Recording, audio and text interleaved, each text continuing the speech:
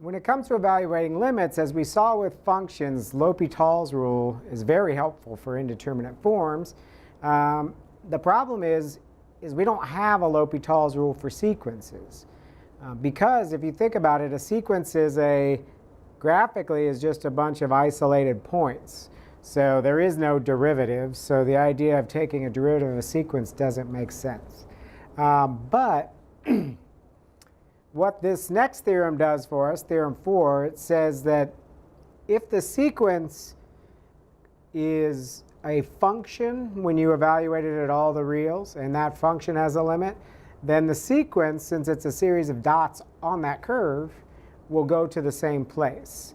And so it may be a little complicated in the way it's stated, but so say you have some function, and then at some point, the function and the sequence have the same values if you evaluate it at the natural number. So starting at some n naught. Then as you go out to infinity, the sequence goes to the same place as the function.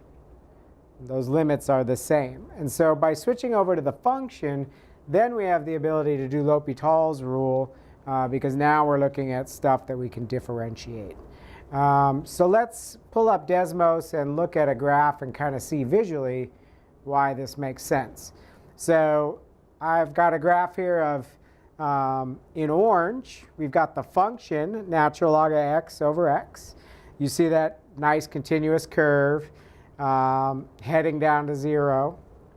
And we've looked at that, and we've shown that limit by L'Hopital's rule before. And then the sequence, which is the exact same thing, only evaluated at natural numbers. So those green dots, again, I'm using Desmos to plot the first 200 points there. But intuitively, it makes sense. If those green dots all have to be on the orange curve, wherever the orange curve is going, that's where the green dots have to go. So that's what this theorem is really saying. The statement of it can look a little complicated the first time you see it, but that's all it's saying is wherever the sequence goes, the corresponding function goes as well. So if we want to switch over to the function, we can do that. So let's look at this example. I'll work out how you would show this for natural log of n over n. So for example,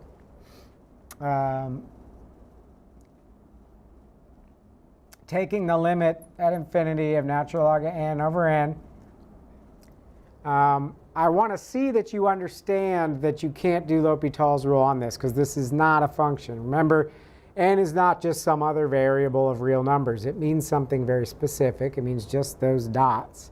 So what I'd like to see you do when you work a problem like this, you don't have to say by theorem 4, but I want to see you switch over to the function. So that shows me that you understand that you can't do L'Hopital's on the sequence, but you can do it on the function. We know that these are equal by theorem 4. So now, because this has got the form infinity over infinity, I can do L'Hopital's rule. So this is the limit as x goes to infinity of 1 over x over 1 by LHR. And we've done this before. This simplifies to just 1 over x, right? That limit is 0.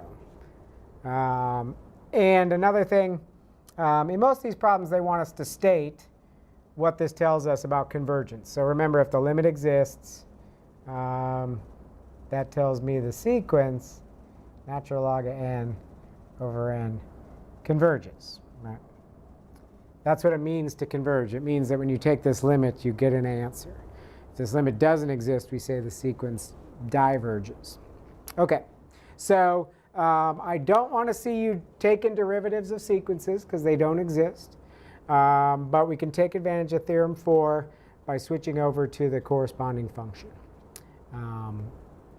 So this can be very helpful. Anytime you've got an indeterminate form that you know you could do by L'Hopital's, just switch to the function and then proceed as you would for function.